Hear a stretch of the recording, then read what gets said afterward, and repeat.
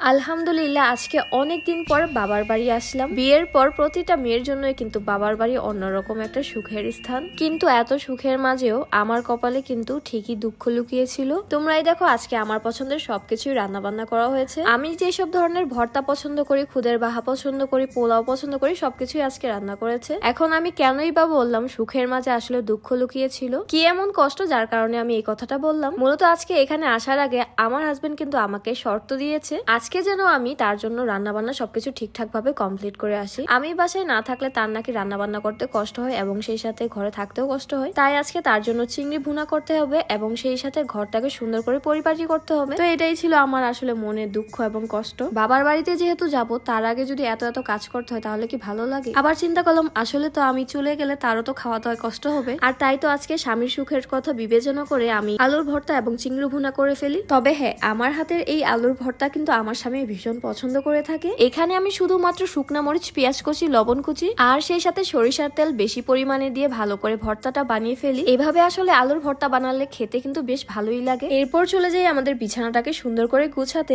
যেহেতু আজকে আমাকে আমার হাজবেন্ড দুইটা শর্ত দিয়েছিল, একটা ছিল রান্না বান্না করা এবং আরেকটি ছিল ঘরটাকে পরিপাটি করে রাখা। রান্না বান্না যেহেতু মোটামুটি কমপ্লিট হয়ে গিয়েছে, এখন শুধু ঘরটাকে পরিপাটি করার পালা ছিল। তো আজকে আমি ঘর গোছানোর সময় আমার হাজবেন্ড আবার বলতেছিল দাও আমি তোমাকে হেল্প করি। এরপর সে নিজেই এসে ঘরটাকে সুন্দর করে পরিপাটি করে ফেলে। আজকে আবার আমাদের ঘরের জন্য খুবই সুন্দর একটা চাদর বিছাই। আর হ্যাঁ, এই সুন্দর বিছানার চাদরটা কিন্তু আমরা আয়শাস ক্লোজেট পেজ থেকে নিয়েছি। চাদরের কোয়ালিটি এবং প্রিন্ট দুটোই কিন্তু বেশ ভালো ছিল এবং এই চাদরটা বিছানার পর কিন্তু আমাদের ঘরের লুকসটাও কিন্তু চেঞ্জ হয়ে যায়। আর সবশেষে আমার হাজবেন্ড সুন্দর করে বিছানাটাকে ঝাড়ু দিয়ে দেয়। তোমরাই দেখো আমাদের বেডরুমের এই বেডটা দেখতে এখন মাশাআল্লাহ কতটা সুন্দর লাগছে। এরপর আমি আবার গোসল করে সুন্দর করে ড্রেস পরে রেডি হয়ে যাই। এখানে আমি আবার বাবার বাড়িতে যাওয়ার জন্য কিছু কসমেটিক প্যাক করতেছিলাম। মূলত এগুলো বিদেশ থেকে এনেছিলাম আমার মায়ের জন্য এবং ভাবির জন্য। মূলত এখানে shower gel, face wash, lotion, সাবান আর ক্লিপ ছিল। এইসব জিনিস আমার মা এবং ভাবি অনেক পছন্দ করে থাকে। বাই দ্য ওয়ে, আমার পরা এই সুন্দর থ্রি পিসটা কিন্তু নয়নাস ওয়ারিং থেকে নিয়েছি। এই থ্রি পিসটা কিন্তু খুবই কমফোর্টেবল ছিল এবং সেই সাথে এটা কিন্তু দেখতে অনেক সুন্দর ছিল। তো যাই হোক, আজকের মতো কিন্তু অলরেডি আমি অনেকটাই লেট হয়ে গিয়েছি আর এই জন্যই তাড়াতাড়ি করে গাড়ির ভিতরে উঠে যাই। গাড়িতে ওঠার পর অবশেষে শান্তি লাগতেছিল, কারণ বাবার বাড়িতে অবশেষে যেতে পারবো। এরপর আল্লাহর নাম নিয়ে আমাদের যাত্রাটা শুরু করে ফেলি।